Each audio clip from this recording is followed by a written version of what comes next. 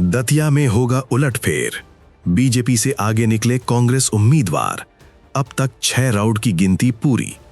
मध्य प्रदेश की दतिया विधानसभा सीट पर हुए उपचुनाव के नतीजे आज सामने आने वाले हैं और वोटों की गिनती लगातार जारी है। कुल 15 राउंड की मतगणना में से अब तक 6 राउंड पूरे हो चुके हैं और इस दौरान मुकाबला बेहद कांटे का बना हुआ है। भारतीय चुनाव आयोग के आंकड़ों के मुताबिक अब तक की गिनती में कांग्रेस उम्मीदवार घनश्याम सिंह आगे चल रहे हैं। छठवें राउंड में बीजेपी को 24,070 वोट मिले, जबकि कांग्रेस के पक्ष में 25,856 वोट पड़े। इस दौरान अन्य के हिस्से में 9,791 वोट आए। इस तरह कुल 1,786 वोट से कांग्रेस प्रत्याशी घनश्याम सिंह बढ़त बनाए हुए हैं। दिलचस्प बात यह है कि मतगणना की शुरुआत में भाजपा के आशुतोष तिवारी ने बढ़त बनाई थी।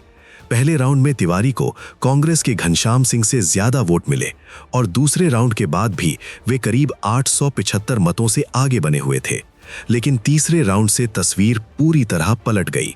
इस राउंड में घनश्याम सिंह ने बेहतर प्रदर्शन करते हुए बीजेपी उम्मीदवार पर बढ़त बना ली और चौथे राउंड तक आते आते ये बढ़त और मजबूत हो गई।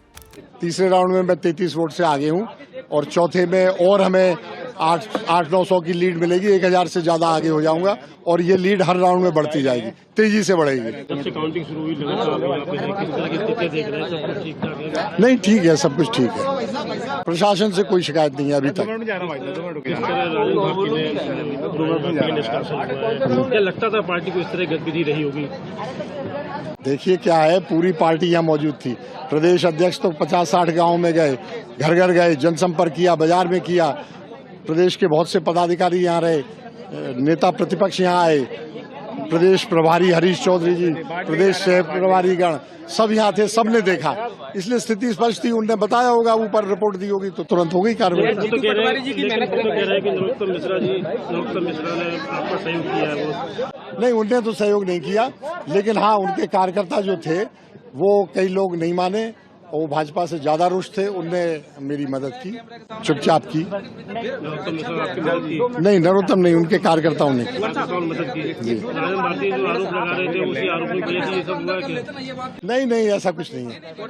सब स्पष्ट है, राजेंद्र भारती जी ने भितरघात की, इसलिए हुआ। दतिया उपचुनाव में कांग्रेस और बीजेपी के अलावा कुल 21 उम्मीदवार मैदान में हैं। इनमें आजाद समाज पार्टी के दामोदर यादव भी मुकाबले में एक अहम भूमिका निभाते नजर आ रहे हैं और शुरुआती रुझानों में हजारों वोट हासिल कर चुके हैं, जिससे ये लड़ाई सिर्फ 2 प्रमुख दलों तक सीमित नहीं रह गई है। हालांकि ये उपचुनाव मध्य प्रदेश में सरकार बनाने या गिरने की स्थिति पर कोई सीधा असर नहीं डालेगा, क्योंकि राज्य में भाजपा सरकार पहले से मजबूत बहुमत में है। लेकिन इस सीट पर हार जीत दोनों दलों के लिए राजनीतिक प्रतिष्ठा का सवाल बन गई है। अगर भाजपा ये सीट हारती है तो पार्टी के लिए ये चिंता का विषय होगा, जबकि कांग्रेस के लिए जीत आंतरिक कलह के बीच एक बड़ी राहत साबित हो सकती है। मतगणना अभी जारी है और अगले कुछ राउंड में तस्वीर और साफ होने की उम्मीद है। फिलहाल के लिए बस इतना ही। बाकी अपडेट के लिए बने रहिए वन इंडिया हिंदी के साथ। Subscribe to One India and never miss an update. Download the One India app now.